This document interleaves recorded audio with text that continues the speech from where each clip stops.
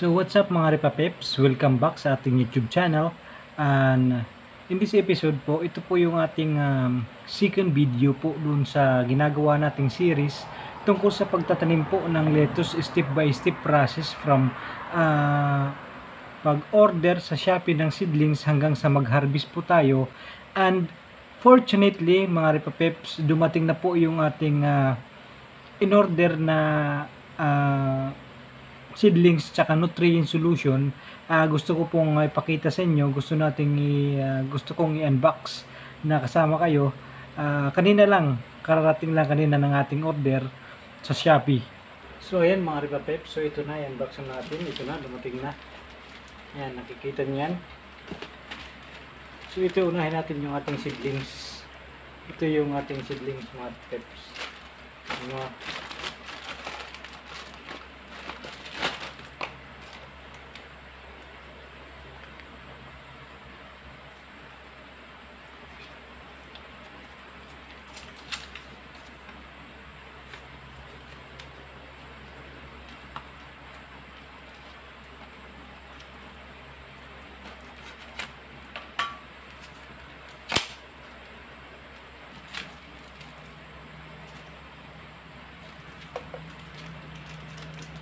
Ito na siya mga Repapeps.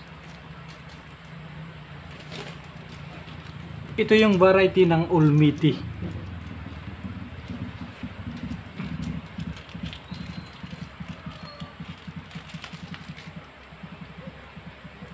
Ito yung lagayan niya.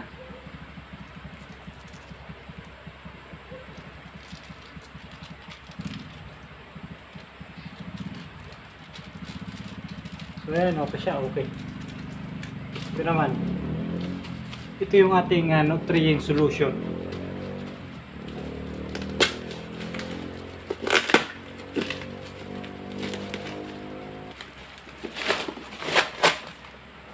Yung box parang parang iba yata yung box.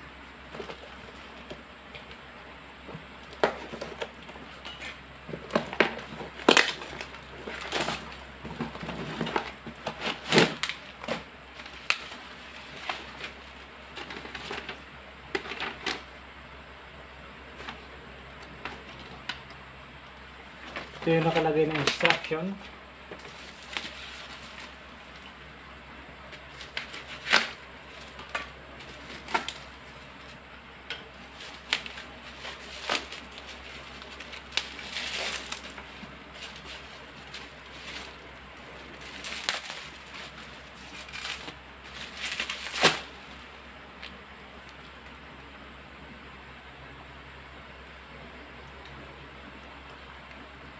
Siya mga Repapeps, okay siya.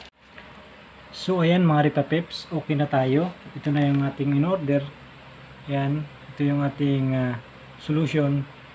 Snap A, Snap B. Yan. Tapos ito naman yung ating seedlings. Ayan. Ang tatak niyan, Ulmiti. Okay? So yan, yung next step natin nito mga Repapeps is yung pagpupunla. So abangan nyo po yung ating next video about sa pagpupunla natin, kung paano natin pinupunla yan. Another thing po pala mga Repapeps, so magbibigay lang po ako ng paalala or tip para po sa ating mga subscriber dyan na gustong magtanim.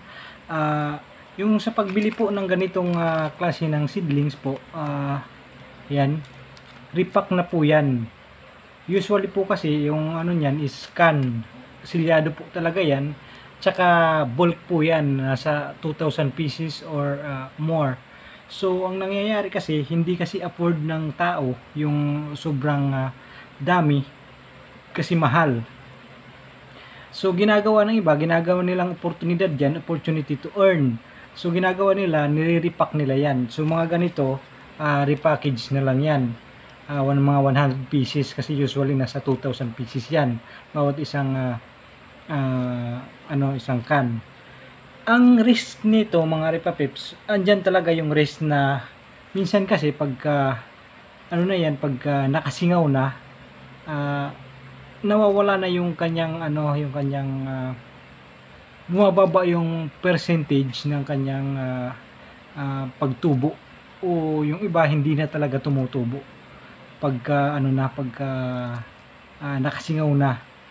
Kasi pag nirepack mo, di ba, sumisingaw yan. So yun yung risk pagka bumibili ka ng mga ganitong klase. So advice ko sa inyo mga Repapips, kung may pera kayo na pambili ng maramihan, yung isang can talaga, silyado talaga siya, yun yung bilhin nyo. Kasi yun, walang risk yun. Talagang tutubo yun. 100% yung kanyang rate ng pagtubo. Ito, hindi natin alam. So, sumusugal tayo. Kung hindi pa kayo nakasubscribe sa channel na ito, please do subscribe to my channel po. At i-click nyo rin po yung notification bell dyan sa ilalim para updated po kayo dito sa ating mga video ginagawa. Okay?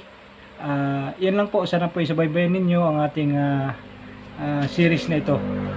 Thank you mga Repapeps. God bless po sa ating lahat.